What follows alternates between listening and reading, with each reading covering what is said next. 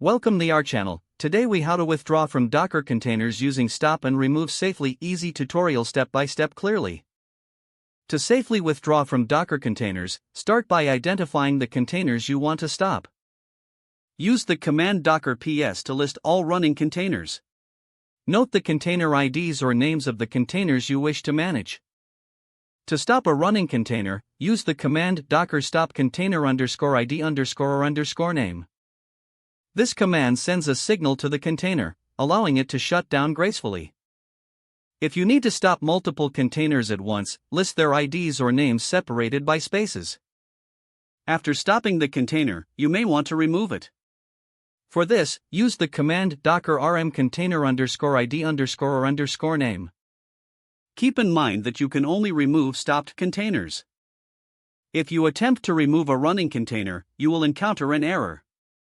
To combine stopping and removing in a single command, use docker rmf container _ID _ name. This command forces the container to stop and removes it immediately. If you want to remove all stopped containers at once, execute the command docker container prune. This command will prompt you for confirmation before proceeding. Make sure you understand that this action will delete all stopped containers. Once you have stopped and removed your containers, you can verify the changes. Run docker ps again to ensure that the intended containers are no longer running. To check all containers, both running and stopped, use the command docker ps. This way, you can confirm the current state of your Docker environment. Always ensure that you are removing the correct containers to avoid data loss. With this method, you can manage your Docker containers safely and efficiently. If the page does not load, refresh the browser or try again in a private or incognito window. Make sure you are using the correct email address, then retype it carefully to avoid small typos.